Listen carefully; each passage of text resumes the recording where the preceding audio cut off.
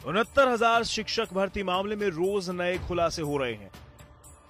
69,000 सहायक शिक्षक भर्ती परीक्षा के उम्मीदवारों की लिस्ट जैसे ही जारी हुई, मानो हंगामा मच गया। आरोप है कि इस भर्ती में जमकर धांधली हुई है। कहीं कहीं तो एक परिवार के 5 लोगों की एक साथ नौकरी लगी है। और सबसे चौंकाने वाली बात तो ये कि सभी अभ्यर्थियों के नंबर भी लगभग एक जैसे ही थे।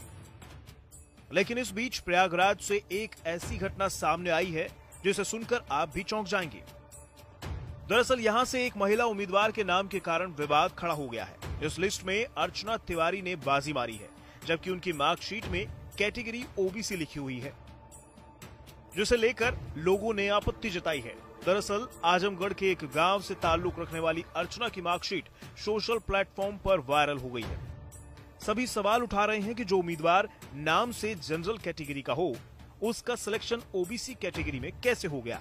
मार्कशीट वायरल होने के बाद मामले ने तूल पकड़ लिया है। नहीं, इसमें परीक्षा नियामक प्राधिकारी कार्यालय के स्तर से या संस्था के स्तर से कोई गलती नहीं है। परीक्षा को जो आवेदन पत्र भरा जाता है, ऑनलाइन हम लोग फॉर्म भराते हैं। ऑनलाइन बच्चे ही फॉर्म भरते हैं, उसमें सारी सूचनाएं उनके द्वारा ही इंटर की जाती हैं। जो उनकी सूचनाएं आती है उसी के आधार पर हम उनका एडमिट कार्ड इशू करते हैं और उसी के आधार पर उनका रिजल्ट जारी होता है। रिजल्ट में जो भी वर्ग उन्होंने लिखा वो वर्ग वहाँ पे अंकित होगा।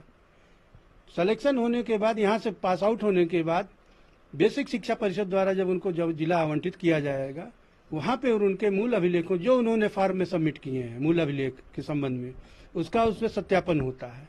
और सत्यापन में अगर इस तरीके की कोई विसंगति पाई जाएगी तो वहाँ पर उनका अभ्यर्थन समाप्त कर दिया जाएगा।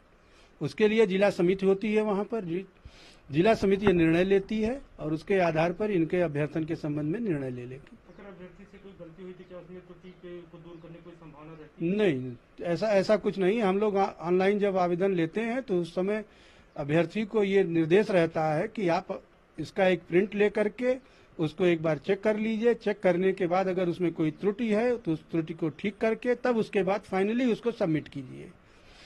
उसके साथ फॉर्म में ही अभ्यर्थी स्वयं अपना एक घोषणा पत्र भी भरता है और उसको स्वीकार करता है कि इसमें जो भी प्रविष्टियां की गई हैं वो मेरे द्वारा की गई है, मेरी जानकारी के अनुसार सभी सही हैं।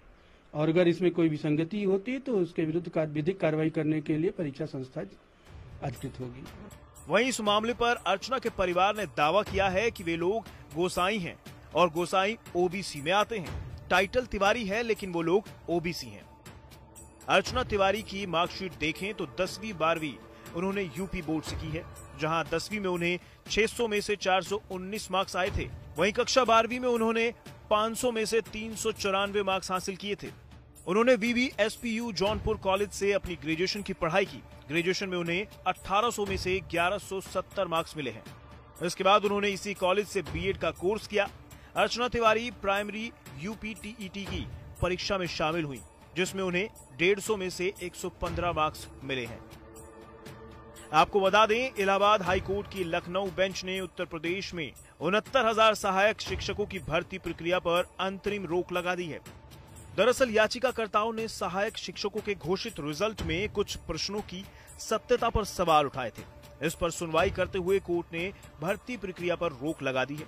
अगली सुनवाई 12 जुलाई को होगी। प्रयागराज से पंकज श्रीवास्तव के साथ ब्यूरो रिपोर्ट, यूपी तक।